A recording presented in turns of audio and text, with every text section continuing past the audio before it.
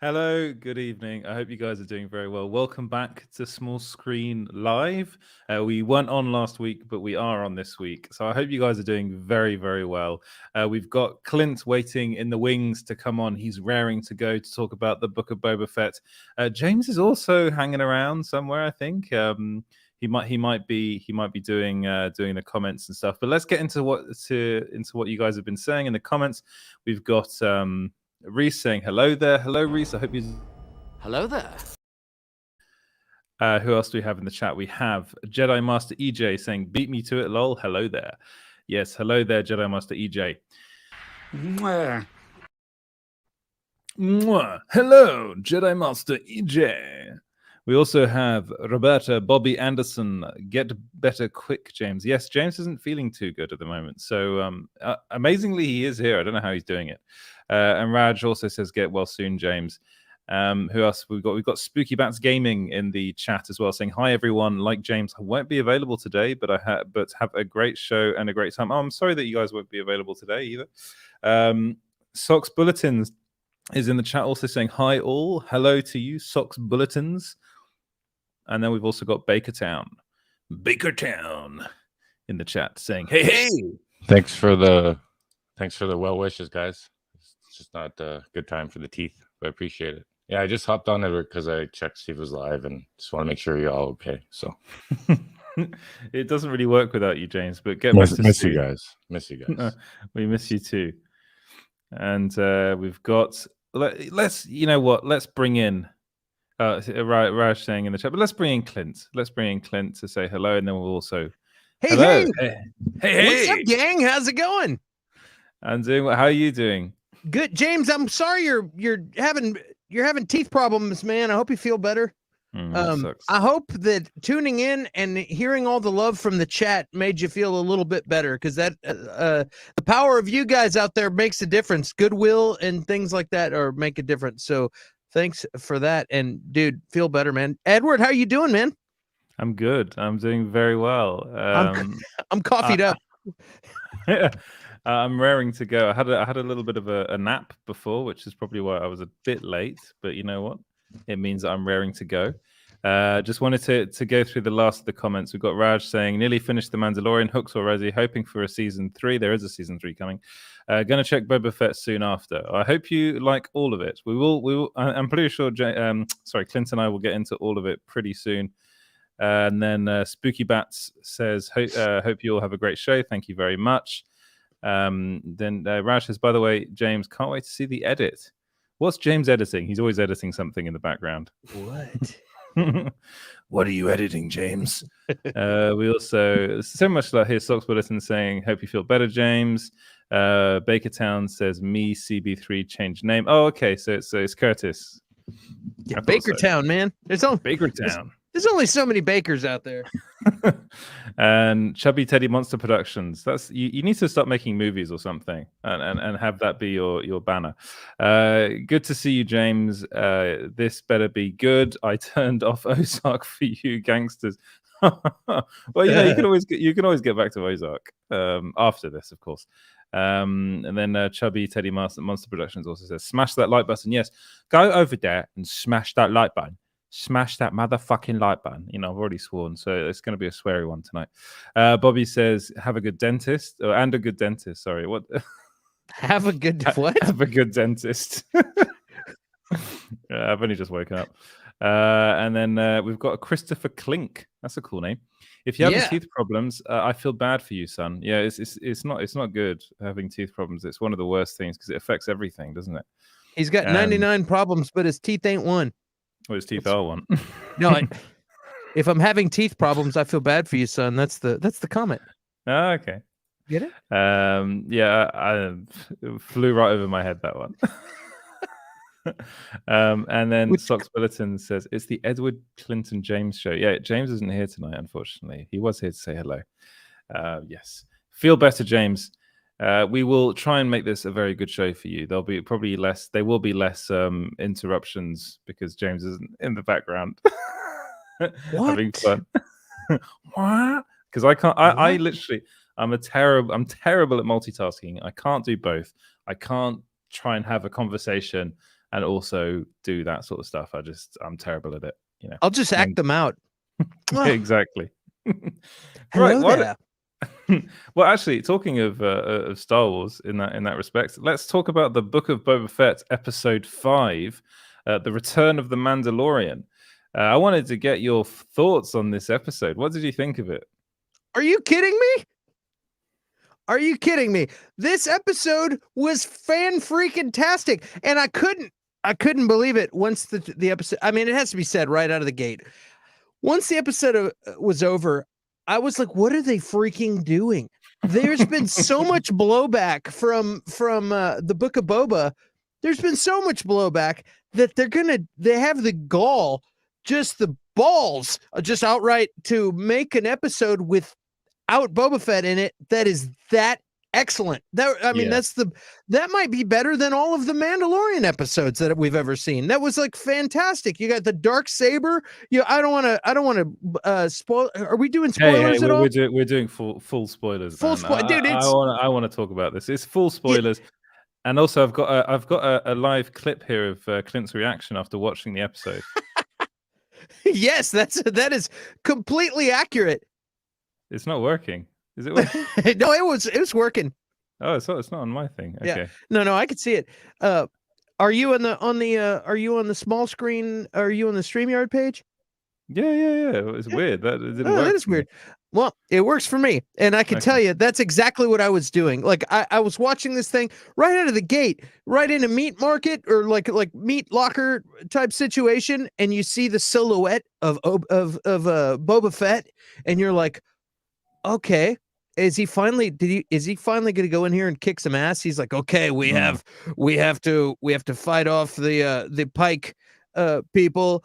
You guys aren't going to turn on me, right? Cool. You have my back just to stand down while I'll take care of business. And so we're like, cool. I go in this. I'm like white knuckling the chair, ready for Boba Fett to go. He's going to kick some ass this episode, is what I'm thinking. And then I see his silhouette, and I'm like, oh crap, he's about to kick some ass. And then it's Din Djarin. I'm like, what? And then he goes straight into ass kicking mode and gives you everything before the credits even like in the very beginning that you've wanted to see this entire season. And it's like, what in the hell is going on? Not only that, but he's fighting with a freaking darksaber. Awesome. The whole episode is awesome. I have no bad things to say about this thing, and it was just really good storytelling. The tone was really perfect. The only weird thing is that we're not seeing it like Boba Fett. So the whole time I was like, okay, they're gonna book in this, and then we're gonna cut back over there, and it never did. It just told this long story of what's been happening and what's going on, and then at the very end, you get Ming-Na Wen show up. Fennec Shan shows up, and you're like, oh, okay. But I loved it. The fixing up of his new ship. The hot rod, all of it. The whole thing was fantastic. But let's be honest, this was not a Book of Boba Fett episode. This was a Mandalorian 3 What's Happening in the Sidelines episode. And now they're going to pull it together. Now it's going to be like the Mandalorian, where the whole gang shows up together for the final episodes, and then you throw de-aged Luke Skywalker in, and it's a huge event. That's kind of what's happening. I wouldn't be surprised if we see some other cool people. They're talking about Muscle. Okay, well they got one badass bounty hunter as Muscle, and credits aren't a problem. So I would not be surprised if I see some Cad Bane in the house. Except Cad Bane's supposed to be the one who put that dent in Boba Fett's helmet, but that's not necessarily canon. So we need to. I'm hoping I see Cad Bane, because that's like one of my favorite characters. He's super cool. So it'd be cool if he shows up as they don't have Black BK Black Chrysanthemum. He didn't know Boba Fett, so I'm hoping that's the same story in this. But anyway, sorry, I didn't mean to go off that long. I should get an applause after all that. That's a long rant. But what did you think? Like the whole thing, I have zero bad to say. Not to mention Bryce Dallas Howard directed this episode, and she's, as you would say, absolutely brilliant. And like she's absolutely brilliant. I mean, she's got royal blood, being related to Clint Howard. Oh, and also Ron Howard. She's fantastic, and it's cool to see her getting better and better, because the two other episodes that she did of Mandalorian were both great episodes. The first one was one with Cara Dune when they're doing that fight, like standoff against people and helping the locals, and then the other one, which was the other one? I think the second that was in the second season. I think it was the Heiress. Yeah, it was the Heiress. That's the one with Bo-Katan was the one in that one, which was a fantastic episode. Which, man, I'd like to see Bo-Katan show up. You know what I mean? She definitely wants to be close to that dark saber. So let's get Bo-Katan to help fight too. Let's go find the Pike cartel. Yeah, the Pike cartel. Now, I think like a lot of people have been talking about this episode and being like, I think you kind of mentioned it, being like, this is the Mandalorian season 3. There was literally 0 minutes, 0 seconds of Boba Fett in this episode, which I thought was quite funny. The best episode of the Book of Boba Fett so far has got no Boba Fett in it, which makes you. I mean, even Tamora Morrison has been saying that when he was on set doing this, he felt that Boba Fett was talking too much. And you know that this to me makes me think: do they really understand the character of Boba Fett, and do they really know what they want it to be, where they want it to go? And literally, the problem is watching this episode. The problem is they've already done Boba Fett, and that's literally Din Djarin. He is Boba Fett. Like, and of course, we know that this episode, I think, made me realize more than any other, is that. When they first made The Mandalorian, what they really wanted to make was a Boba Fett show, which is literally what they went ahead and did, just not using Boba Fett. And they ended up creating the perfect Boba Fett character. And then you've got this problem where you go, all right, well, let's bring Boba Fett in. And they kind of make Boba Fett a bit of a dummy. Like, I felt this in every single episode so far. We've spoken about this in previous episodes of the show, is that Boba Fett's he's really naive. He's a bit of an idiot. And the Mandalorian's not that at all. Like Din Djarin is clever. He's got this. He's literally grown up in a cult, and this episode shows that more than any other. He's still struggling with that, and even though he met Bo-Katan, who literally said, "Oh, you're part of that weird Mandalorian cult that think that you should never take off your helmet." Literally, when I started watching The Mandalorian, the first season, I was like, "How the hell does he wash?" That was the first. It's like, does he cut his hair? Does he brush? He must stink. Then again, probably everyone in the Star Wars universe does stink. They can do it in private. It's just in front of other people. I know, but it's there's always that like, you know, someone might walk in or something on you. You know, you never know. You know, the Star Wars universe doesn't look like a very like hygienic place. Let's just say that. But yeah, Bryce Dallas Howard she's proven herself to be such a good director. The dark saber scenes in particular, for me, in this episode were brilliant. Like, you've never really seen the dark saber in. I mean, you saw it at the end of season 2 of The Mandalorian, but in live action, I never realized that it got heavy. Like, it was really heavy. And then you learn more about the other guy, the other Mandalorian. I'm forgetting his name now, who's actually related to the guy that made right. One question I wanted to ask you is: do you think Din Djarin is Force sensitive? No, I don't. No. I have a sneaky suspicion that he will be, mainly because this is something that they love to do. It's like, and it would actually lead in quite nicely with The Last Jedi. That the whole, I think the whole, for me, watching The Last Jedi, that the whole purpose of that movie was to show that you didn't have to specifically be related to, and I'm sorry, my camera's gone all weird. You didn't have to specifically be related to a Skywalker in order to be Force sensitive or like really powerful. And I wonder whether they might do something like that with Din Djarin. And to be honest, I actually think that would be merited.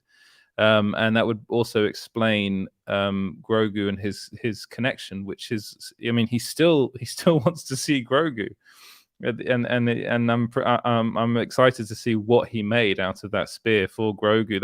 I just love seeing like things get made, and this episode had all of that for me. Yeah, what did you think of that? The little chainmail. What better than to make a little chainmail vest or whatever? We haven't seen it yet, but that's what it's going to be. You saw the little links, so it's going to be chainmail for Grogu. How awesome! It's going to be a little little Jedi Lorian, just like yeah. Oh, and Paz Vizsla was the Yes. the Mandalorian. Yeah, it's gonna be awesome. I think that's cool. If you ever saw the Sabine Wren stuff from which Sabine Wren got cast for the Ahsoka show, but in Rebels she yields the black saber and trains with it. She gets trained. Yeah, the dark saber with the she gets trained to use that, and you don't see any heaviness from it in that. And she wasn't force sensitive, but she had to learn how to fight with it in her own Mandalorian way. So I thought it was real cool him training. You know, that was super awesome. Seeing Din Djarin train with this dark saber was super cool. I'm excited about the whole thing, dude. Like to be honest, I think Dallas is probably all of a sudden you're going to start seeing videos like, dude, Bryce Howard is the new Jon Favreau. She should, you know, she's the new Kathleen Kennedy. She should replace Kathleen Kennedy, dude. It's already there. They've already lit the wick on that one. It's coming. They're like, dude, Jon Favreau, it doesn't have it anymore. You can tell by the but they should. Sources have told me. Yeah, they should get Dallas Bryce Howard also to make the next Iron Man movie. Yeah. You know what I mean? Like recast. Yeah, she's gonna get a lot of love because she earned it, man. Like just I would expect something like she just seems so sweet. You know, something about Dallas Bryce Howard seems so sweet that like the scene with the little kid, you know, waving over the seat. Little alien child, and then it's a cute thing, and then you see the kid later, and you see him pull up next to the commercial airship, and almost like wave at the kid, and then like I expect to see something like that from Dallas Bryce Howard. I think that was a really cool little thing.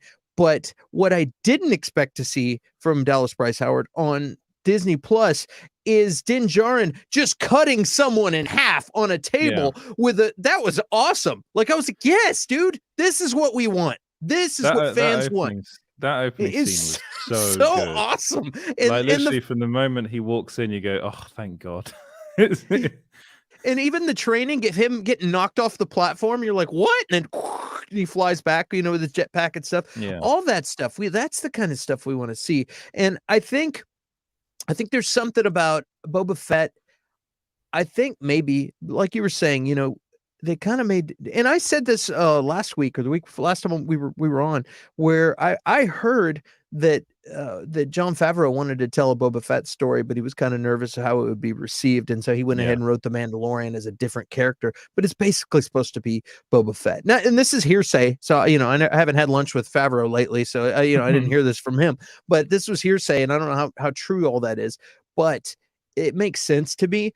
What also makes sense to me is that, you know, Boba Fett's a fan favorite. He came in swinging on Mandalorian. People enjoyed that episode. The fans loved it, and people were happy to see it. It's like, hey, well, let's just give him a little story. We can't make him like old Boba Fett because we have a new Boba Fett, and also he's older now. So what if we change him? What would happen to somebody who spent his whole life killing and being a bounty hunter?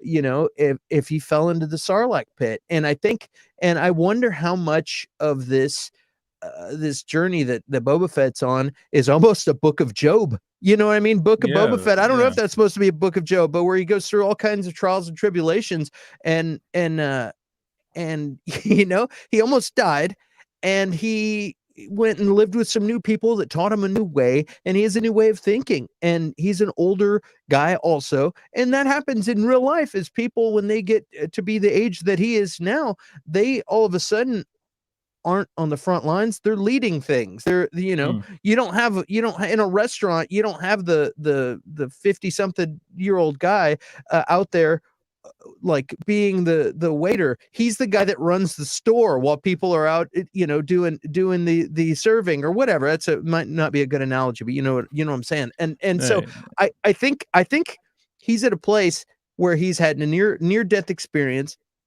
and now he's ready to change things. He's not young and angry or young and he's been serving people his whole life for money. He's got plenty of credits. So if you're not doing it for money and all of a sudden you find a new appreciation for life because you just survived a near death experience and you want revenge. We saw him get revenge. That was pretty awesome. He flew over and killed those. So I feel like maybe this is just where he's at. And I don't think people necessarily wanted to see that from him. I think a lot of people would rather have the old guy with spurs, the old Western badass, just have died in the battle, get shot up at the OK Corral. But instead, it's almost like the Unforgiven, to where Clint Eastwood is an old badass now. And after many years and some things happening in his life, he found a new way of not being like that anymore. And I feel like that's kind of what they're trying to do with Boba Fett. And I feel also, I think maybe he was being a little held back because they went out of their way to say, congratulations, Boba, you're all healed now. I wonder if that's part of why they've been holding back with him, because he was supposed to be so injured, and it's taken him, even though he kicked ass in The Mandalorian on the Robert Rodriguez episode, I wonder if it's taken him this long to get better. And maybe they're saving him up for now. He's just going to go out swinging like Clint Eastwood at the end of The Unforgiven, where they do the unthinkable. Maybe they do something unthinkable like kill Fennec Shand or something. And remember when they kill Morgan Freeman and stand him up in the end of The Unforgiven, and Clint Eastwood goes out and just kills everyone. I have a feeling we're going to get something like that at the end of this. Maybe after he's made his point, he'll go quietly. Either he's going to end up ruling as the crime, lord, or that doesn't seem. I don't know. It doesn't seem like he would want to do that, but maybe he's going to do it. And instead of being a mean crime lord like Boba Fett, he wants to be a nice, just ruler of this planet. I don't know. I don't know what's going to happen, but I have a feeling the way they said you're all healed now, that makes me think they've been saving him for something, and he's been limping around the whole time. So anyway, that was a long rant. No, I think you might be right. I really liked your comparison to the Book of Job, which the minute I heard it was called the Book of Boba Fett, I was like, there's going to be something like biblical about this, and I get the impression that we're going to see some sort of, because we've got two more episodes. Is it 7 episodes long? This show, I can't remember. I think it's 7. Yeah, 7. I believe it's 7. I think you're right. Yeah, so I think the last 2 episodes are going to be probably kind of bonkers. I do think one of them is directed by Dave Filoni.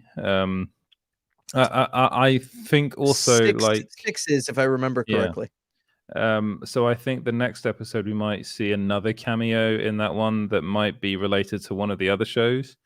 I think you're right. I have a sneaky suspicion that, because not only that, he's been in the back to tank every single episode, and then by the episode 4 he looks like completely healed. Yeah.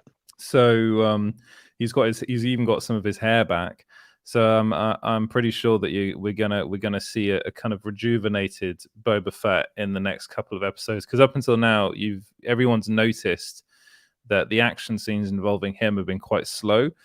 Maybe that was deliberate. Maybe that was something that they thought about when they were coming up with the show, that his movements might be labored because they definitely hinted at that with the fact that when they went back to the Sarlacc pit and they made it very clear that the acid was the reason why he looked like that. So they're trying. I suppose they're just trying to come up with reasons why he looks so old. But I honestly, this episode not only got me excited to see the next 2 episodes of the Book of Boba Fett, but it got me really excited to see The Mandalorian season 3, because I see this as a taster for what we're going to get in The Mandalorian. Because thinking back a couple of months ago, there were people saying that the Book of Boba Fett was going to be The Mandalorian season 3, and The Mandalorian season 3 wasn't going to happen, and that there was all that rubbish that was going around about problems with the show, blah blah blah. Well, anyway, this shows that there's a lot more story to be told with The Mandalorian. He's obviously going to go back to Mandalore in season 3 and try and redeem himself because he took his helmet off. I still think it's quite funny. And I suppose the question in this whole thing, this whole live, this is what I went with, was should Bryce Dallas Howard direct a Star Wars trilogy, which is something we've been seeing a lot of people on Twitter saying that they should give her. And this is something that now I'm going to give my opinion on this, and I'm going to ask you, Clint, what you think. All right. I think no. I don't think they should give her a trilogy, mainly because directing TV and directing movies are very different things. And I do think someone said that, Raj actually said that here. Directing cinema is different to directing TV, and TV showrunners carry most of the creative vision / directions, unlike in movies. But Bryce may kill it. And I do think that Bryce could kill it, but this doesn't mean give her a trilogy. Maybe give her like if they start doing direct to Disney Plus Star Wars movies, which I think wouldn't be a bad thing to do. Maybe they could give her something there, because she's still a relatively young filmmaker. She's only just, I think The Mandalorian was one of the first things she directed. So, let's see what she does, because she said she's directing one episode of The Mandalorian season 3. Let's see what she does with that. And then let's see where she can go from there. What do you think, Clint? I think you're absolutely right, and it's one thing to do. I mean, she does have the DNA to get it to do some great things, though. And but I think you're correct with that. And also, there's so many shows coming. There's so many. There's the Diego de Luna show. What's That's Andor. Cassian Andor series. Cassian Andor, there's so much stuff. There's Ahsoka. There's rumors of a Bo-Katan series. We don't know if that's going to happen or not, but there's so much stuff coming. You can give her episodes of all of this stuff, but I think definitely and give her some Marvel stuff too while we're at it. But so many shows. She's not just got the relationship with Star Wars, but I'm sure it's all of Disney. Just keep giving her stuff, because she's proven that she's awesome. But to jump from a TV show straight into a Star Wars movie, that's a big jump. I'm not saying she's not capable, and I'll be the first guy in line if they do that. But I also said a little while ago, her completely hitting a home run with this episode is going to make people like, dude, she needs to run Lucasfilm. Dude, she needs to just run Disney. She's the best thing ever. And it's because people get frustrated, and they have very short attention spans and time. They want instant gratification. So it's easy for people. You can have 4 episodes of something after all the amazing things that Jon Favreau has done, and people all of a sudden start saying, he's lost it, blah, blah, blah. Then we're in trouble now. It's like, dude, give me a break. I feel like Book of Boba Fett was kind of thrown together. I think maybe they were having some schedule conflicts, and they wanted Pedro Pascal to be able to do The Last of Us, and they probably figured this out, and they said, you know what, we can crank this thing out. Maybe I'm wrong. I don't know exactly, but I have a feeling. I feel like this thing was not as well orchestrated as, or they just got lazy. They're like, cool, we figured out the formula. Let's go do it. I don't know what the real answer is, but they're trying to tell a different story. They're trying to tell a guy who's been roughing people up forever. He's trying to be a new, different kind of person, and that's the story they're telling. They're not telling the story of the guy with spurs who goes into the OK Corral and kick ass. That's the story we want to hear. Luckily, we have Din Djarin for that. So I do want to note that what we were talking about before with him being hurt and whatnot, and you talking about the acid and all that, affect him and him looking old. But also, a lot of people are like, "How stupid, man! Like he didn't remember that the Jawas took his armor. He went back to the." And I was like, "Yeah, he's barely conscious. He scraped his way out. He almost died. He was not of sound mind." And that's what that means. If you're laying there and a bunch of Jawas take your armor and you don't remember it, it means you're super hurt. And the fact that they just said he's finally healed, that kind of proves that after several years of being burnt up and old looking in the desert. So anyway, the other thing this episode did was confirm that Jawas do indeed fuck. Oh yeah, that's crazy. That was weird. Well, they didn't say that. Oh, they very clearly. She clearly hinted at it, didn't she? That was the mechanic just going. I dated a Joe once, just furry. I do know that Jawas are genetically related to the Sand People. They used to be a different like they were one species, and they both evolved into the two different species. Yeah, well, and they're the indigenous species, aren't they? Both of them to Tatooine. Yes, Yeah.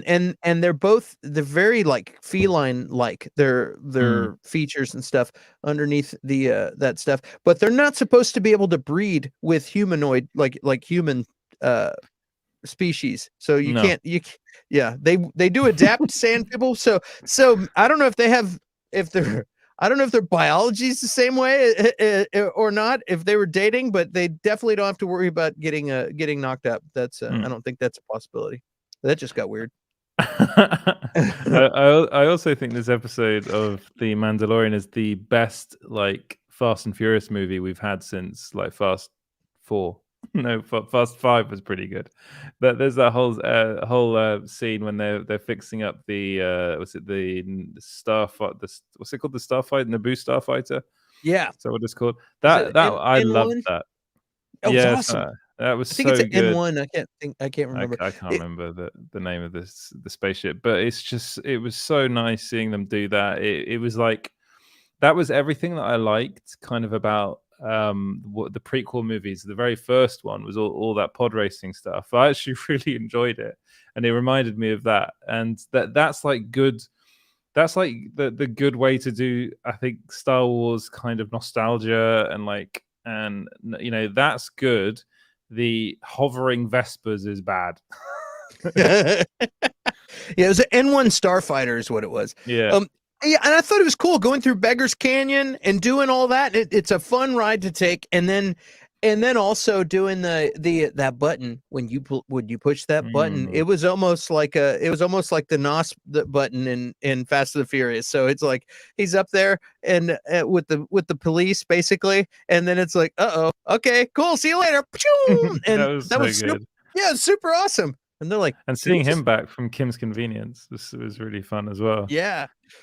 I was half expecting the minute that I think in the next episode they're going to do some more tweaking to the ship, and you're going to see Fennec Shan, you're going to see Din Djarin, you're going to see Boba Fett, and then they're all going to say that they are family, family, family, family, family, family, family. I tell you what we're going to see is that the compartment for the droid. He's like, I know how you feel about droids, so I went ahead and hollowed out that compartment. You're going to see Grogu riding in that little bubble. Yes, you are going to see that. Yeah. We're going to see that at some point. Like, nobody can argue that.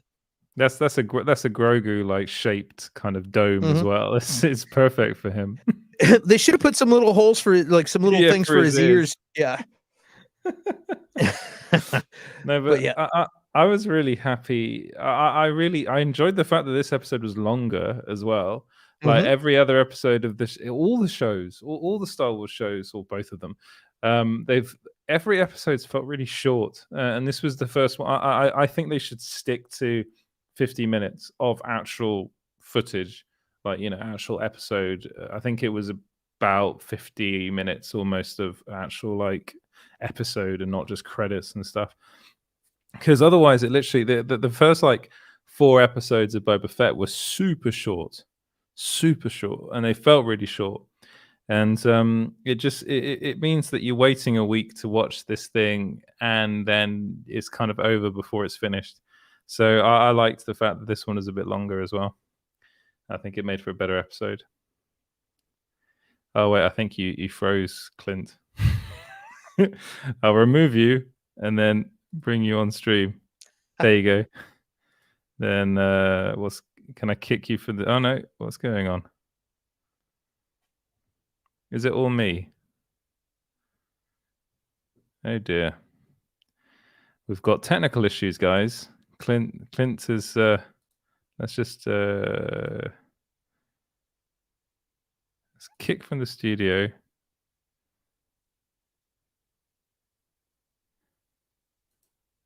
Sorry, Clint, you're going to have to rejoin. Dear. Don't know what happened to him. It's probably my internet, you know. This is the problem. This is the problem. I've asked him to come back on. Let's see if it works. Is everything Hey. good now? Yeah, I'm good. Was that me or you? It probably is me. That's the thing, because I've got a lot of stuff on at the moment. Maybe, I don't know. It's French internet. Actually, it doesn't matter because we're on. Yeah, we're all right now. But yeah, should we? I'm just trying to find out whether it was actually me or not. Because if it was, then I'm gonna have to rejig some things. Wait, give me a sec. No, it's fine. Was that you or was it me? I don't know, but we're live. Can we talk about this later? Yeah. Sorry. Are we actually live? Yeah, we are live. Yeah, we're good. We're good. I was just kidding, but yeah, I really loved the N1 Starfighter though. That thing, it was cool. I like the hot rod vibes. I like the Fast and Furious vibes. I like the Beggars Canyon stuff. All of it was really neat. Yeah, it's definitely the best episode so far, and I think we're both in agreement that Bryce Dallas Howard is great at what she does on TV in these shows. But let's wait a minute before we give her a Star Wars movie. So we've answered that question. What about the future of Star Wars, both the movies and the shows? What do you think do you think it's the future of Star Wars is in good hands? I do. Now that Bryce Dallas Howard is in charge of Lucasfilm, I'm just kidding. No, like I do. I feel I'm very hopeful and excited about everything that's coming down the pike. I mean, all of these shows have proven to look cool. I mean, we've only really seen the Mandalorian, but we've had all these cameos that have been very successful. And I think if they do go Bo-Katan, Katie Sackhoff is fantastic. She's proven herself on tons of shows. She can easily lead a television show, streaming show. Rosario Dawson's awesome. That was one of my favorite episodes. That was really good. So that's going to be cool. You know, hopefully we get a season 3 of The Mandalorian. You know, I think that's already confirmed, isn't it? Yeah. It's almost finished. So I mean, what do you want? Like, we got the Acolyte is something different. That's going high. I think that's High Republic, if I remember correct. And that gives you a taste of the dark side. And I think that's super cool.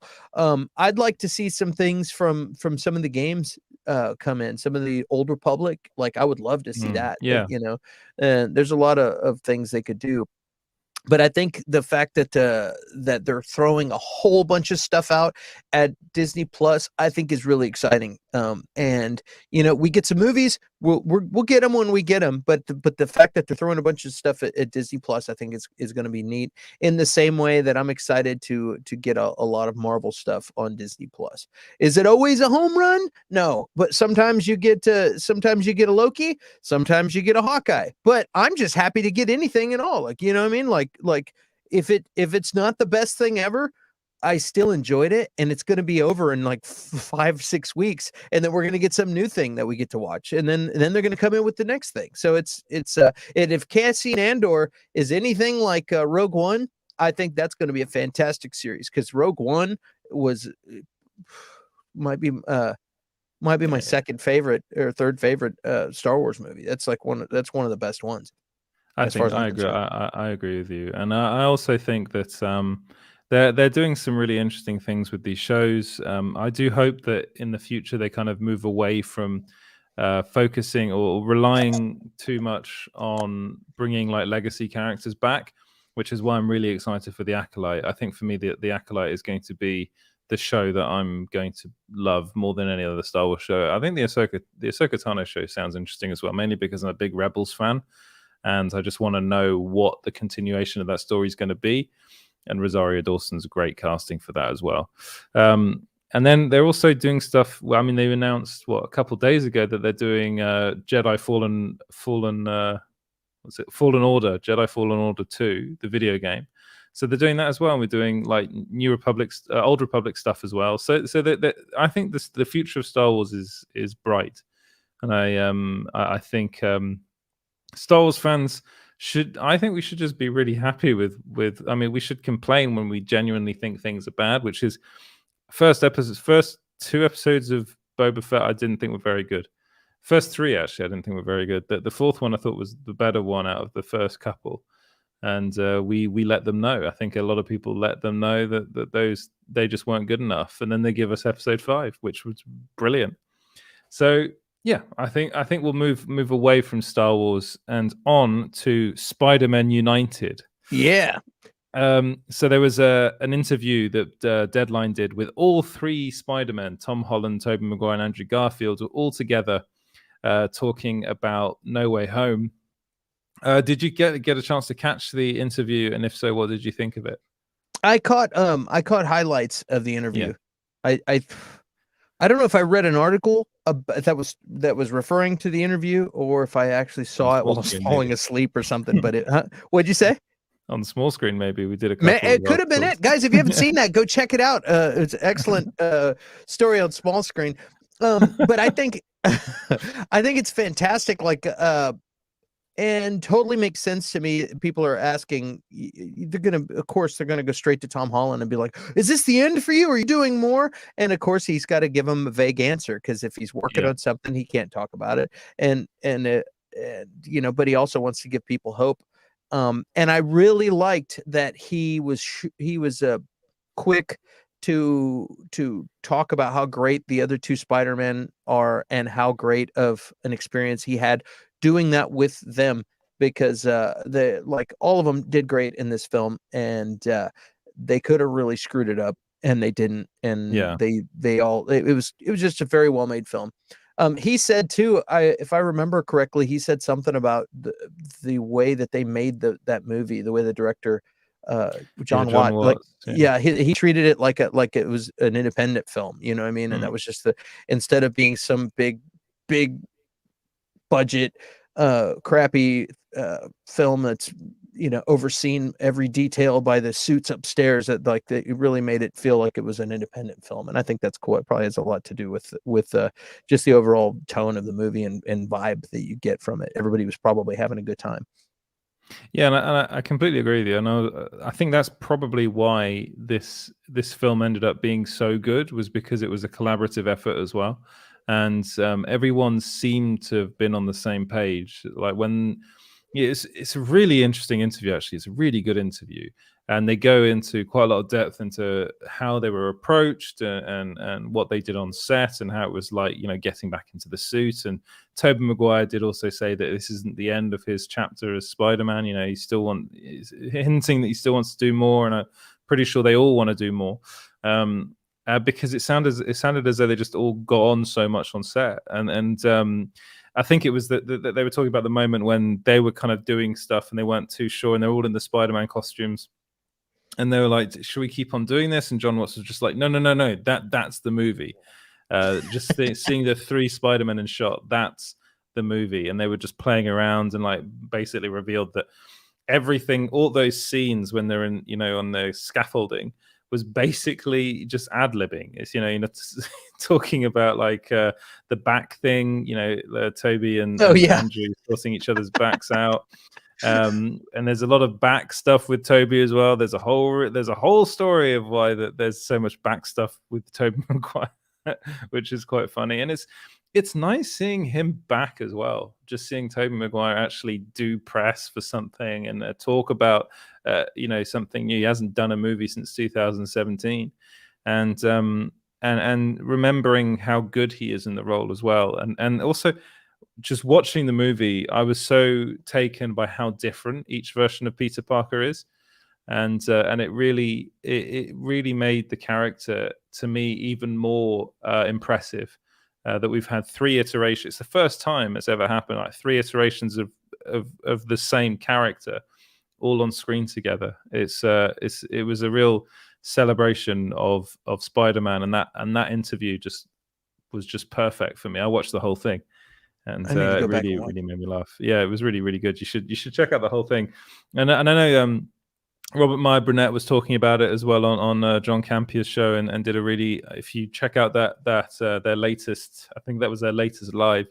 He spoke about it very eloquently, better than I could ever do. So do go and check that out as well.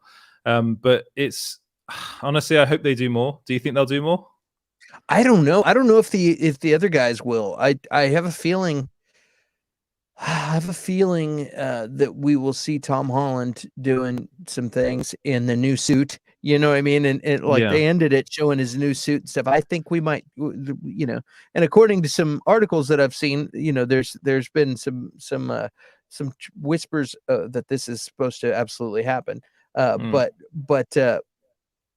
But the idea of getting the other two involved, I don't know if that's going to happen with the other guys. I think it depends how big the checks are. You know what I mean? I think at some point you got when you've already been away from this role for a while, I think especially like Garfield, I feel like he's like, okay, he's a real like artist and of an actor, and like for him to come back and say, okay, I think we're doing this for the right reasons, and this looks good.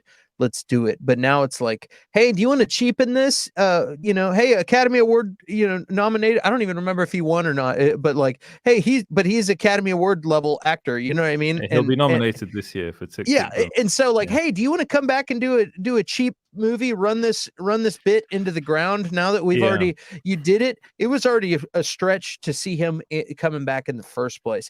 But to be like, hey, that was a huge hit. It was one of the biggest selling movies ever, and during a pandemic. Now, do you want to come back and just run this bit into the ground? I feel like he might be the kind of guy that's saying, hey, I'm getting award-winning accolades all over the place. I don't need to do that. And I also don't want to, you want to walk away when you got a good taste in your mouth, And so I feel, as far as he's concerned, I don't think he'd want to do it again, but I could be wrong. He might have had so much fun and actually got praise for playing one of his favorite characters that they didn't appreciate me the first time. Now they finally get me because the whole internet loves him now. Yeah.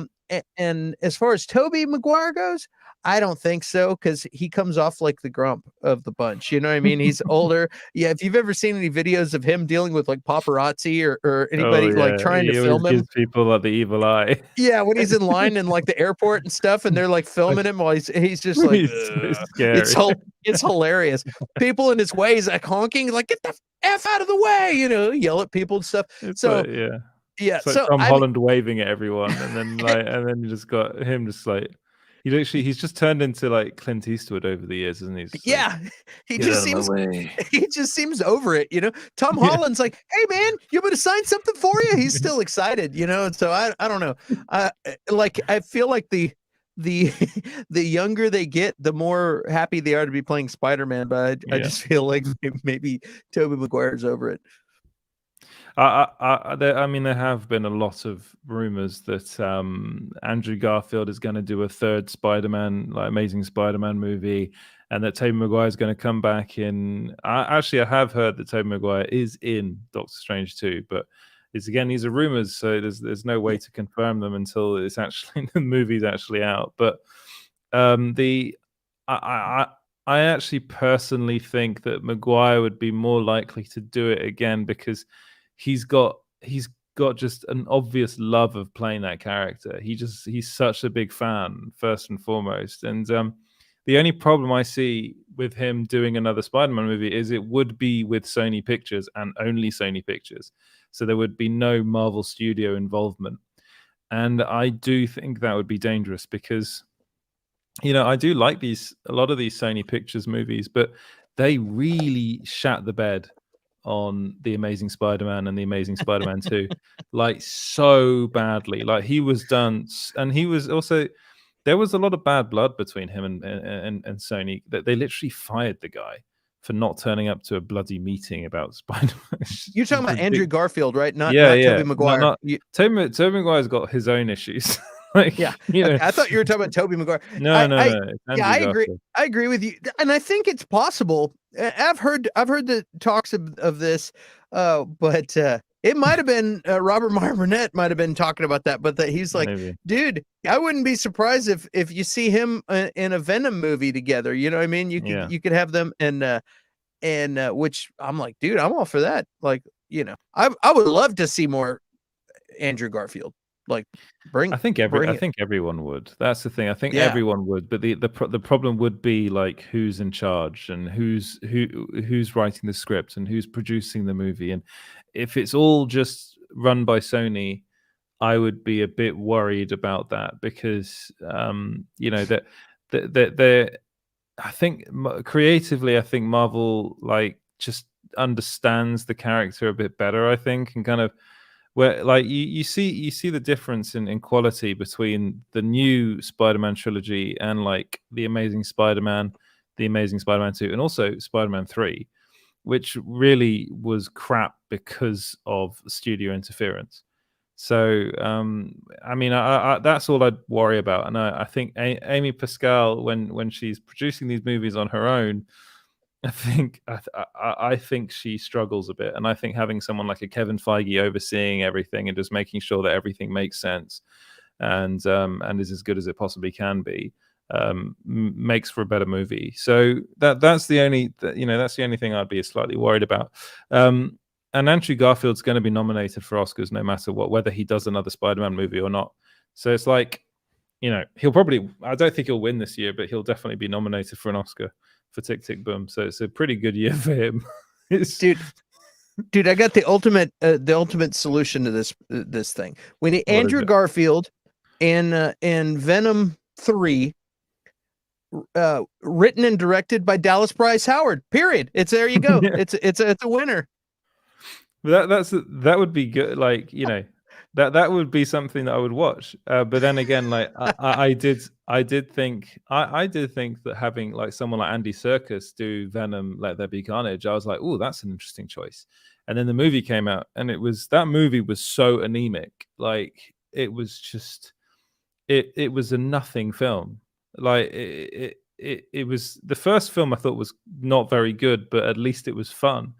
The Let There Be Carnage, I was just like, God, I could have just not gone to the movies to see that. Like it was, you know, it's that kind of film. Like I'm pretty sure, people probably enjoyed it, and that's fine, you know. But I just worry a bit about like the way Sony operates on their own. I think they're you know, they're very good at like giving a lot of money to stuff, and actually a lot of their stuff has made a lot of money recently, so they're in the green, which is good for them. But I just get the feeling that they might start seeing money signs about this and be like, oh, let's get them back and we can make as much money as we possibly can, and then that will end up kind of spoiling everything a bit. I'd rather not see them back and just have No Way Home be that kind of final movie to see all three of them together, or you know, Andrew Garfield and Tobey Maguire Spider-Man again, rather than have bad movies that come out with them later on. That's just how I feel. Yeah, I think you're going to see some more Spider-Man, then they're going to slowly run it into the ground. That's the thing. That's what I feel. They totally set it up to like, okay, everyone forgot Peter Parker. He's got a whole new suit. He's completely forgotten by everybody in the MCU. So now we could take him and throw him back into the Sonyverse and just do whatever the hell we want. And we're going to just keep cranking out these movies. And I hope they do at least get some of the directors maybe that did some of the Marvel movies, or just get, I don't know how to keep them from screwing it up. But I have a feeling they might. And I sure hope they don't get Paul Giamatti back as Rhino. That's all I'm saying. If anyone can screw it up, it's Sony. That's the thing. It's like, you know, you could do this in like a clever way, and like less is more. You know, less is more. And if you come up, say you have the perfect script, or even like people at Sony, like Amy Pascal, go to like Kevin Feige or Marvel and be like, look, we've got an idea. Can you help us with it? And if it, you know, even if it's not connected to the MCU, I'm pretty sure they would want to help. But then they would probably have to do some other deal where they get like 30% of the you know, the revenue from the movie. which is I think what they have now. I think Disney gets 30%, I think, of whatever Spider-Man No Way Home made, and then the rest of it goes to Sony.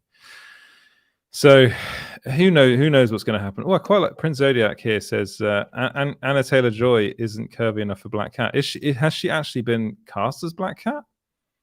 God, Anya, if she hasn't, Anya Taylor-Joy is literally in everything. Like, she's just, and then he also agrees with me saying Venom was horrible and a wasted Carnage. Yes, I agree with you. I think Carnage is wasted in that movie so much. Let's just go through the comments before we move along. Baker Town has said a lot of stuff. Here we go. We want him covered in that. We don't want him covered in that Sony stank again. I agree. we don't want Andrew Garfield covered in that Sony stank again. And here, sorry.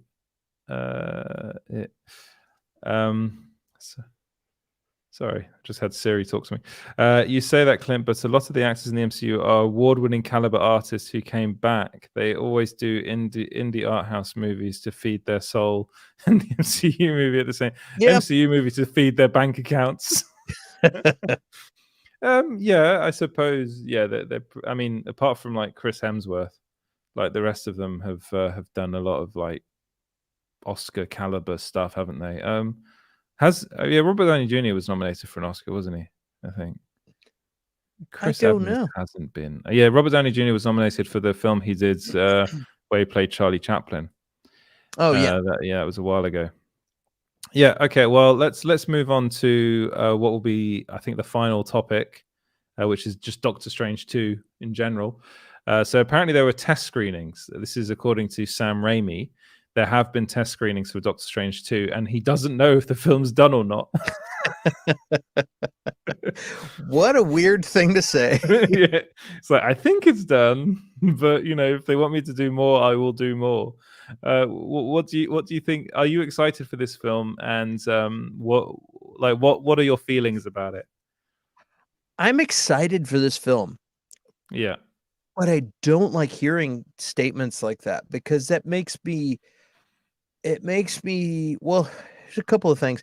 It makes me feel like that director is not in control of the vision of this movie. Is what and it kind of weirds me out. It makes me think like, okay, we decide everything via focus group instead of like, I'm an artist and I have a vision for this movie. Now, that's not to say that maybe somebody like Kevin Feige or whichever one of the execs that's supervising that project, instead of having one guy that supervises all the projects like most studios, they have different people that are in charge of different projects at the same time that have been involved in a lot of Marvel projects, which is kind of interesting.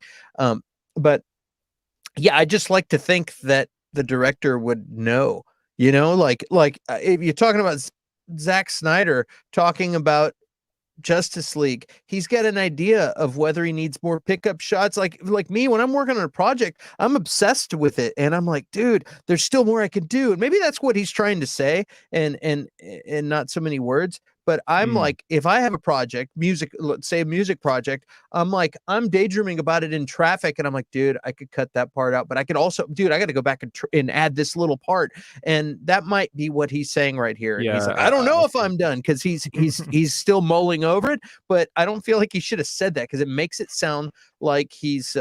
I got to wait to see what the execs and the focus group say to decide if this movie is complete. That's not what I want to hear. I want to hear literally what he said as well. Yeah, it's literally what he said. So I want to go through. I don't want to hear that.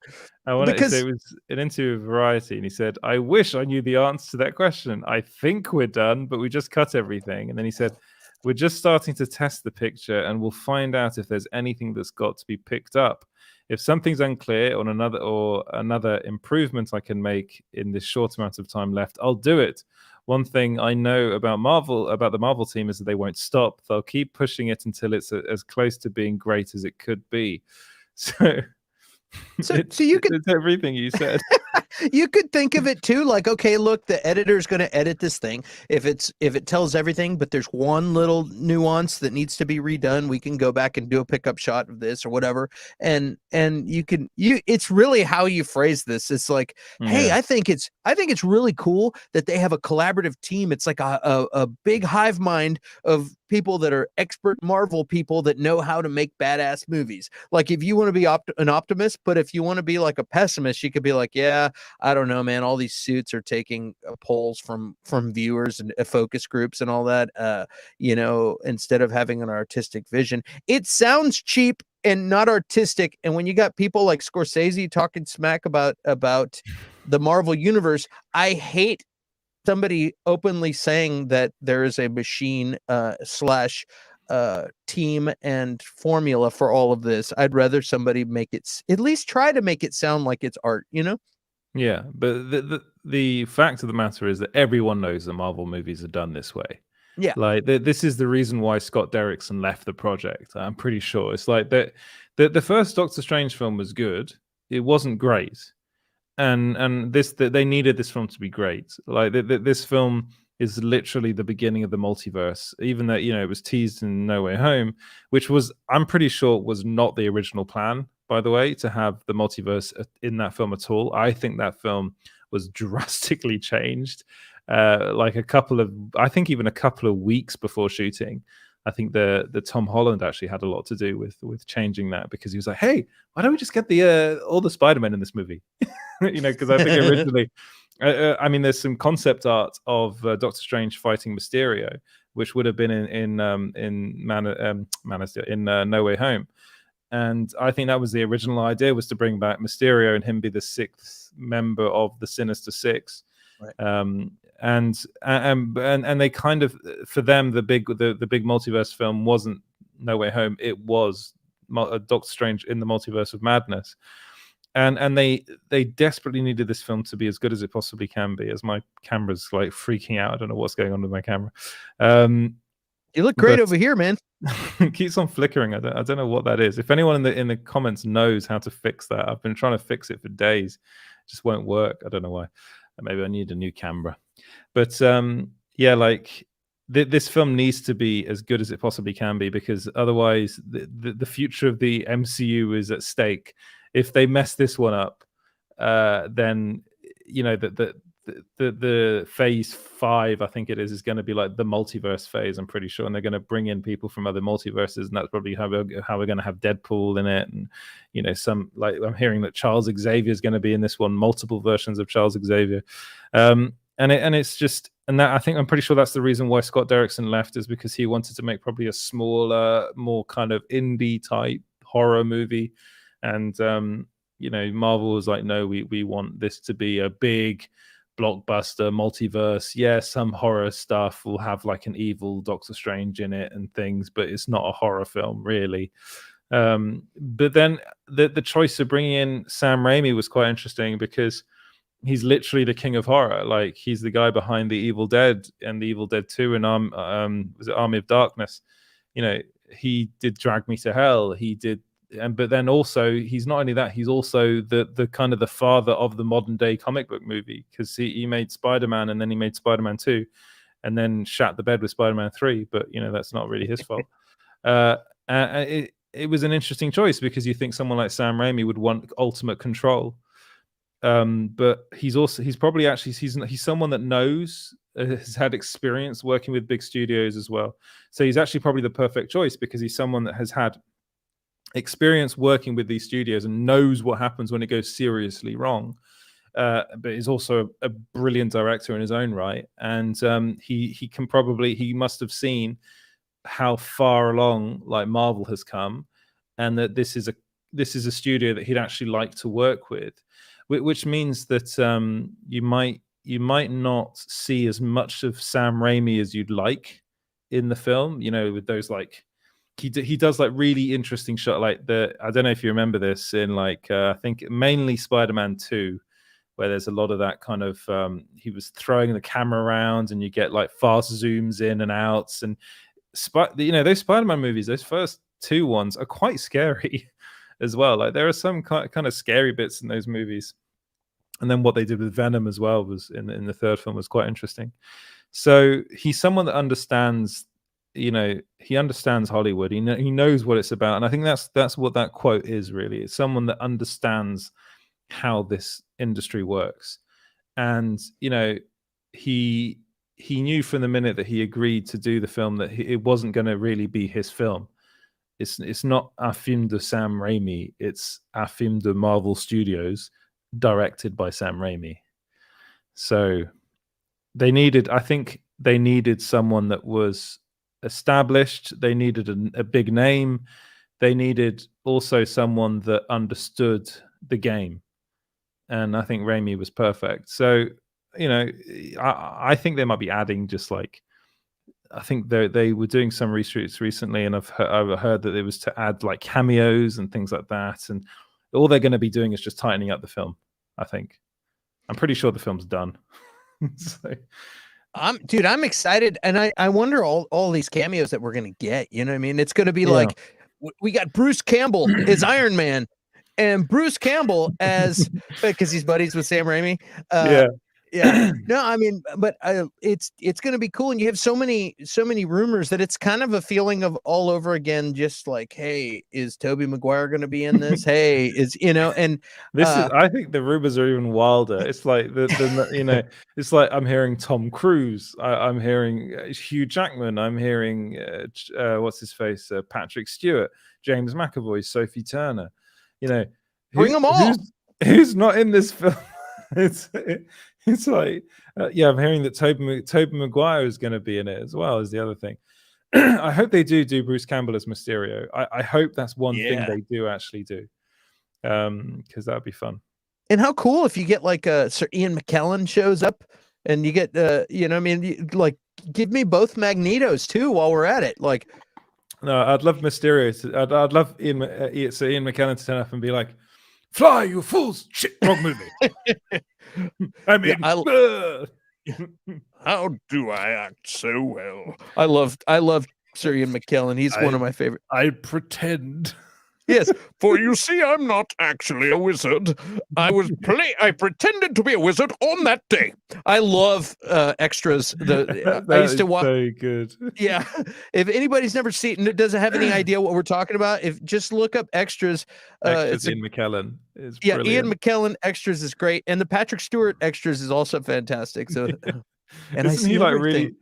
Isn't he really dirty in that? Yeah, he's he's a super perv, and he's like, I've got this idea for a movie where this guy, I don't remember, but he's like, and then her clothes fall off and you see everything. And he's just like, it's just completely random. Yeah, you see everything. And then also this other idea, and their clothes fall off and you see everything. And he's just like, okay, he's an old perv. It's really funny. But the Daniel Radcliffe one's pretty funny as well in there. Yeah, they're all good. But asking for the condom. You know what's funny is, in my opinion, that show sucks. Like, I've tried to watch the show, and I was like, God, this show's kind of hard to watch. Which is not the case with Afterlife, which I've been Ricky Gervais is in Afterlife. I've been watching that on Netflix. It's a really good show.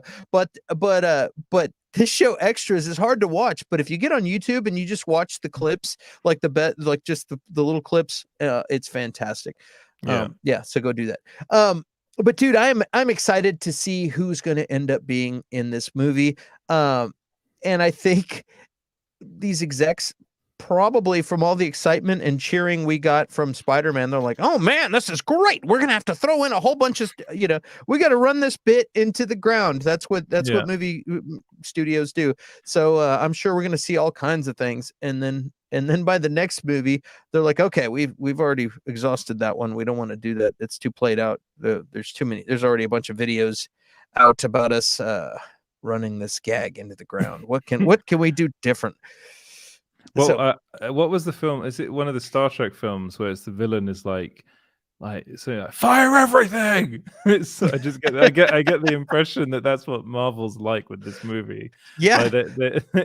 And then someone, oh no, I think you're frozen again. No, I think someone said Richard E. Grant shows up. I think that'd be brilliant. I just want Richard E. Grant in everything.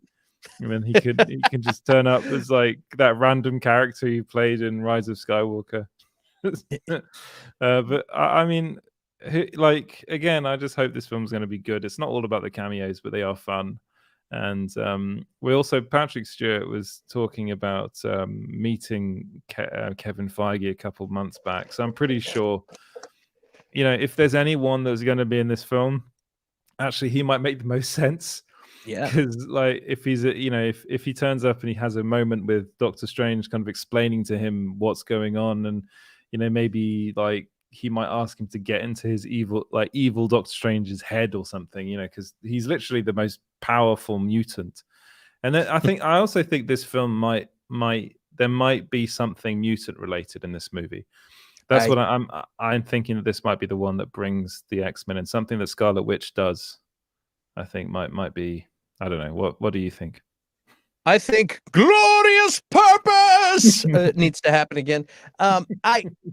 Dude, I can tell you at the end of Endgame, I forgot he was in that. I forgot he was Loki. Yeah, glorious purpose. I got goosebumps when he was doing that.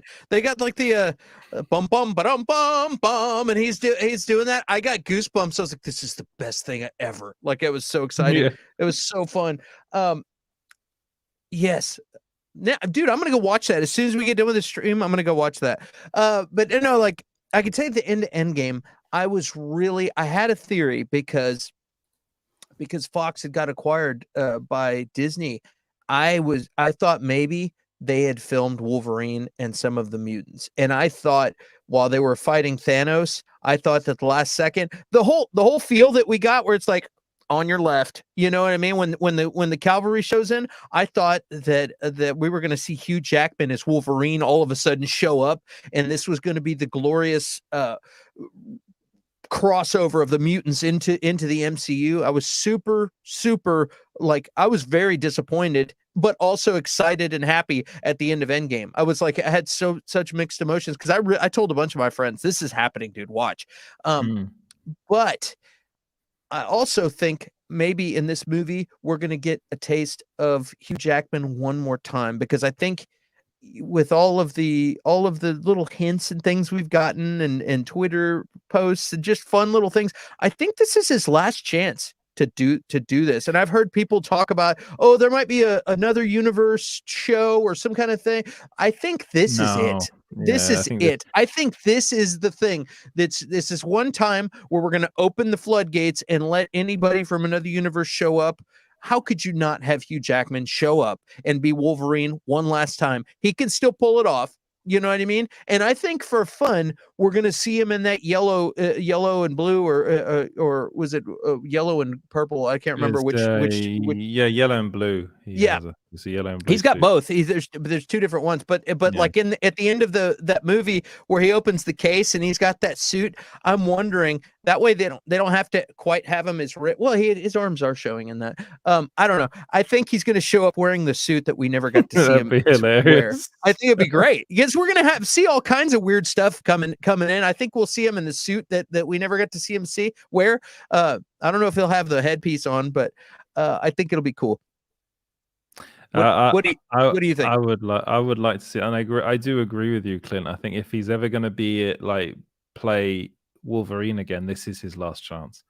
Like to do it again, and to finally like do something in the MCU, because he's not getting any younger, and the idea of having him do a series or another movie is just, no, he's done with that. Like, and he made that very clear, and like Logan is the perfect end for him and that character.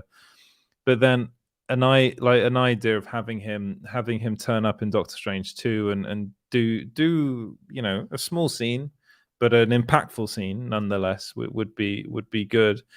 I personally would love to see him, like, I would love Deadpool 3 to be a Deadpool and Logan buddy movie, like almost like a buddy cop movie. I think that would be fantastic, and I do wonder whether that's what they're doing, because it would just make so much sense. It would be like the biggest tease of all time, like Ryan Reynolds and Hugh Jackman's feud online. It would be perfect, and having two of them just like promote the movie would be hilarious as well. So I hope they do that. That's what I really want. I don't want him in Doctor Strange 2. I want him in Deadpool 3, and I think it would make so much sense as well. What if Deadpool shows up too? I mean, well, I wouldn't be surprised. We could have them messing with each other and be like, hey, and also Rajneesh was like, yellow and blue spandex in cinema will look dumb. If you remember one of the Fox movies, one of the Wolverines, I don't remember if it's the one in Japan or if it was the first one, the Origins one. He had a suit. It was yellow and blue, but it was leather. It wasn't it wasn't spandex. I wouldn't want to see that anyway. I don't want to see Hugh Jackman smuggling plums. Sorry, but in spandex, I just don't want to see that. But and this is like, since it's just crazy, it's supposed to be bonkers. There's supposed to be people from everywhere, so that would be a funny nod, and is to have him in the suit. But that's the only way you could get away with that, is because this is from some random universe, and then like have Deadpool be like, dude, what are you wearing? You know what I mean? Like, that would be hilarious. That's a very good Ryan Reynolds. Dude, what are you wearing? So I don't know. That's what I hope to see. Who knows what we're gonna get? But give me some Lou Ferrigno. Lou Ferrigno looks over and is just shaking his head at That Dan's got a good one. Dan Plum said Nick Cage is Doctor Doom. I like that. Yeah. Just randomly, I think Bobby, you're right. Logan did die in the end of Logan. Yeah, but it's again another universe, isn't it? Yeah, but that's the universe where he doesn't wear yellow and blue. Yeah. And I think Dan Zig said that it was that scene you're referring to was a deleted scene from the Wolverine. Sounds like they deleted the best scene in the movie. I think it was a post-credit scene. Was there a post-credit scene? Yeah, or maybe I watched the director's cut or something. I don't know. Maybe. Yeah. And as far as everyone's saying, Nick Cage, like, this is something that I think came up a couple days ago, was that he was apparently spotted on set. Yeah, he's Ghost Rider. He is Ghost Rider, but I hope he stays the hell of well away from this movie, because he was not a good Ghost Rider. Yeah, that's the fun of this movie, though. They're going to go to all these, whether you had Rhino with Paul Giamatti in it or not, they're going to bring all these different universes in. That's the fun gag. For Paul Giamatti not being in Spider-Man No Way Home. Yeah, they didn't want him to show up with a Merlot. Just kidding. Oh dear. It was a shame. I was wondering whether he might turn up at the end or something, but and I agree with Dan here. Dan says it's a celebration of previous Marvel cinema, and I think that's what this movie might be. But I also hope that it's it's indicative of what's to come in the Marvel Cinematic Universe. It's not just, oh, look at everything that's come before us. I think it's probably going to be that, and then it's introducing like America Chavez and I think the rumor is that the main villain of the film is going to be Scarlet Witch. So I think we're going to see a lot more of her in the future of the MCU, which I love, because I think Elizabeth Olsen is just fantastic and can do no wrong. Yeah.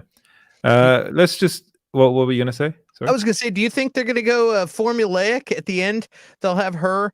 And then the floodgates are open from all the universes, and all of the other people come over on your left, and every universe shows up to fight the Scarlet Witch. I mean, she is like, Kevin Feige's been teasing this now for such a long time, being like, oh, she's the most powerful being in the MCU. And I think this is the film where you're really going to see that. And I think the whole evil Doctor Strange thing is a complete misdirect. I think that's not going to be. I think that will probably be like, if anything, that version of Doctor Strange will help, like he did in What If. I think that might be something that is actually a complete misdirect, and actually Scarlet Witch is the real villain of this piece, and that they will need to call everybody. I think there's going to be a search in the multiverse that Doctor Strange is going to be searching for particular individuals, and I think maybe there might be a search for this. I mean, this is just pure speculation. I think there'll be a search for Professor X, and I think because if you this again, I'm pretty sure that Curtis is going to correct me on this. But the two most powerful beings in Marvel Comics are Professor X and Scarlet Witch. And it would make sense for Doctor Strange to go and seek that individual out in order to fight Scarlet Witch, and then that might be where the floodgates open, and they're like, "No, we need everybody." And then you might even get that line, "Everybody," and then they all come out, and then it'll be good fun. And then you and the Phoenix, we get Jean Grey in there. I think they might be. I think they might stay away from that, to be honest. Because what? I mean, why wouldn't you want to bring her back? It was so crap. I love how everybody shits on that movie, the Dark Phoenix movie. Like, I went back and watched it the other day, and I was like, dude, it's not that bad. And then I was like, oh yeah, I like everything. Clint likes everything. You need to show something. And I am. Like, I'm going to start making videos under that, and where I just am super positive about everything. Like, dude, review like the worst movies ever, and then there'll be one that destroys you. One movie that you're like, guys, this is not good. Like, I cannot even fake like enthusiasm about this movie. I'll be like, I mean, what the heck, guys? It's not like you're getting a root canal. It could be worse. And then I'm like, what about Jupiter's Legacy? I'm like, that show sucks. No, for me, I think it was Fast 9 for me that just made me think, you know what, Clint, no. Anytime you come to me and say, it was fun, I'll be like, no, Fast 9. Dude, I wasn't at work. That's what, I was like, dude, it's really nice to be off today. I would have rather been at work than watch that shit. It was so bad. But who is people in the chat talking about Franklin Richards? I don't know who Franklin Richards is. Dan Plum says, is Franklin Richards is actually pretty essential to the Marvel universe. I'd love to see him introduced after Fast 5. I don't know who Frank is. Is he related to Reed Richards? Yes. He's basically God, says Bakertown. I don't know who he is. This shows my lack of knowledge. Franklin Richards is the son of Reed and Sue Richards of the world-renowned Fantastic Four, a powerful reality warper. He was one of the most powerful beings in the universe, even at a young age. Franklin was a long time believed to be a mutant, when in reality, his own powers had caused him to subconsciously alter his anatomy to make it seem like he had an X gene. So he didn't even have an X gene. Yeah, he's super powerful. You don't know who Franklin Richards is? Come on, man. Well, I thought that Charles Xavier's son was kind of a bit like that. Was meant to be. Oh yeah, Franklin Richards used his godlike abilities to help restore the multiverse following its collapse due to the incursion crisis, but as a result, he was ultimately depleted of most of his powers. Franklin saved up the remaining of his divinity for emergencies only, and finally became fully depowered after taking a stand against the alien Cormorant. With his powers gone, the simulated X gene was also gone, and Franklin stopped being a mutant. There you go. There you go. But the show Legion is all about Charles Xavier's son, isn't it? And how powerful he is. Can't he literally destroy reality or something? It's like I'm pretty sure Curtis is going to come in with like the Wikipedia page. He's kind of like crazy because it's overwhelming for his brain, so he doesn't even know what's happening really. At least in the show. Yeah, it's a crazy, wild show. It's such a good show. But yeah, that's comics for you. As Danzig says, God, I love comics. It's like they're bonkers. They're just bonkers. And I do wonder what Kang's going to be doing in the MCU moving forward. I don't know whether he's going to be in this film. I think they might stay away from that for the time being. Maybe who knows? I mean, Jonathan Majors he's going to be in Ant-Man 3, isn't he? Ant-Man and the Wasp 2 or Ant-Man 3. So that'll probably be the movie where you see him like really like again, my knowledge of Kang is very limited, and my knowledge of most Marvel comics is actually quite limited. How weird would it be if there was another version of Scarlett Johansson Black Widow from a variant that showed up, and you get a Scarlett Johansson maybe cameo. People would be like, "Yay!" And then Franklin Richards merges the universes back together, and then we get to have our Scarlett Johansson back. I think that would be fun. It would be fun. It would be fun. Her and Gamora can be like the dead characters that came back duo and have their own show on Disney Plus. Well, who knows? I mean, I think that Scarlett Johansson might not be seen in a Marvel movie for quite some time. Personally, I think that's. I think Disney might have broken that bridge. Although they're still doing some of her stuff, aren't they? Yeah, they have best part of you. That's just Hollywood, dude. The people get in tiffs, the lawyers, they settle it and they move on, and everybody makes money. That's the deal. They're working on something. Sorry. I don't remember what it was. Why are you laughing? Japanese Black Widow played by Scarlett Johansson. Something that's really great. Really funny to me is that Rajneesh hates Yelena. He thinks that she's obnoxious, and he was commenting on our stream the other day, and he's like, he hates Yelena, and me and Curtis think she's great. He's like, oh, he can't stand her, so I think it's really fun. I hope we get Yelena in this. I think she's really funny. I think she's a good character. I'm looking forward to seeing more of her. Like, I think I just love Florence Pugh. I think she's way too talented for someone of her age as well. She's like, she like holds herself like someone that's much old, like, has lived a life, kind of thing. I don't know what it is about her, but she gives off she seems very knowledgeable and wise. And wise I think beyond her years. Yes, exactly. That's what I was trying to search for. my sleep addled brain is trying to search for a word. But I thought she was particularly good in Hawkeye. You saw like that playful nature of hers as well. Like, I think there's going to be a good kind of camaraderie between her and Haley Steinfeld as well. I like those two together. So I think that's going to be fun to see what those two get to do. Right. Also in the Resurrected series with Gamora and Scarlett Johansson, that's going to be really good too. You should start writing this. You should start writing Resurrected. Catch Resurrected only on Disney Plus. So it sounds a bit like Justified. So it should be on FX. It's like Resurrected only on FX.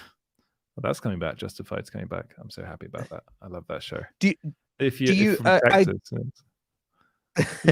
you have any cameos that you hope to see, that like anything that you're like, dude, I really would like to see this person pop up, like in Doctor Strange if you think back to if you think to all the shows, like what do you think?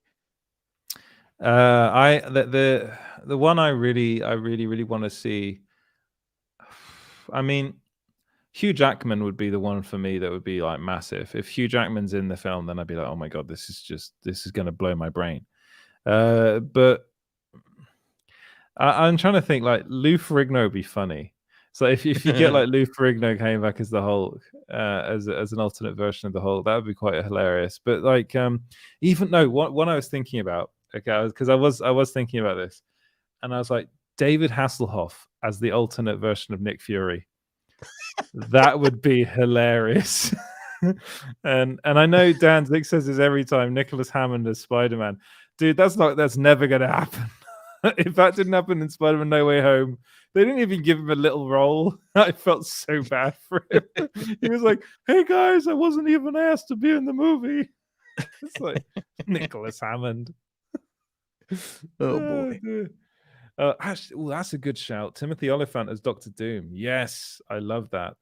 I love that idea. Just Timothy Olyphant in anything. Fucking amazing actor. Love that guy. So handsome. Great hair. Timothy Olyphant. Except for Boba's armor, he's skinny for that. But other than that, to be honest, he looks a lot better in the armor than Temuera Morrison does. Dude, that's a muscle gut. You take it back, dude. Don't be talking about his muscle gut. That's old muscle. I got that too, man. Muscle gut. That's where you get the old man strength. Yes. Oh dear. He's got. I don't know how they didn't be like. They knew who they were going to do this show, the Book of Boba Fett. Be like, here's a personal trainer tomorrow. Got to lose that gut. Everyone else has done it. Oh, dear. Okay, Yeah, I dude, think I wouldn't we've mess gone with that guy. over an hour and a half. I did tell you we're going to try and keep it to an hour and a half. All right. And I think we've done everything in my list. I had a list. I noticed that you asked me about the cameos.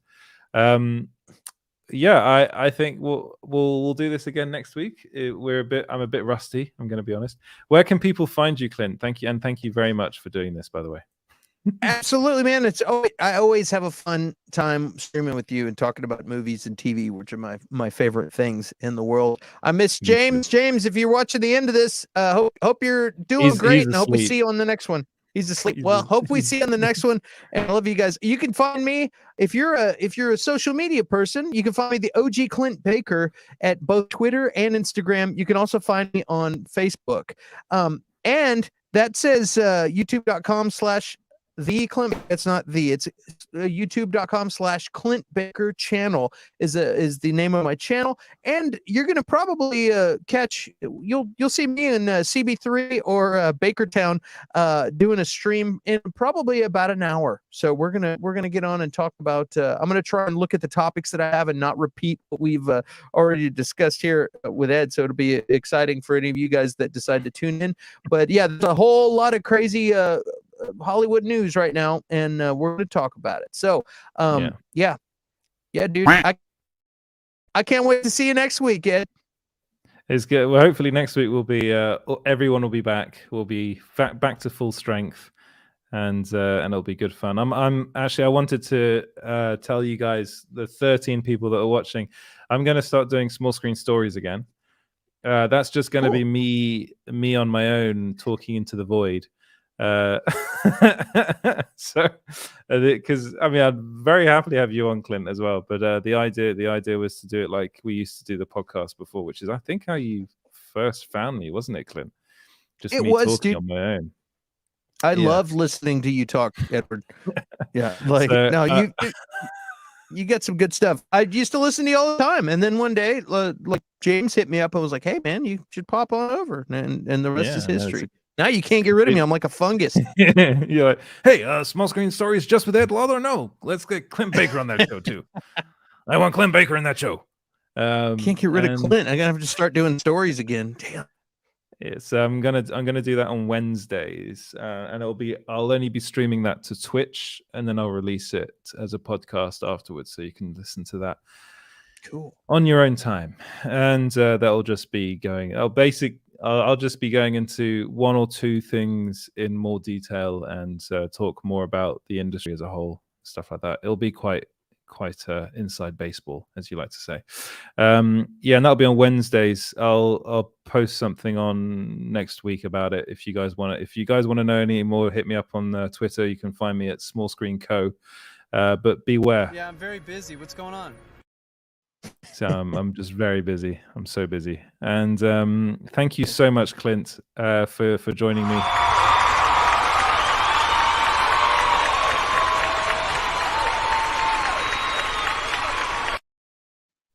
Thank you for having me, man. Always a pleasure. Cool. Catch you on the next one, guys. We'll see you next week, as I'm trying to find this bloody video that he puts on at the end. I can't do this. What you meant to say is, we'll see you next time. Yeah, I did a bit of a different one. I just went, see you next time. I did more of that kind of stuff. That's what I did. I say, see you soon.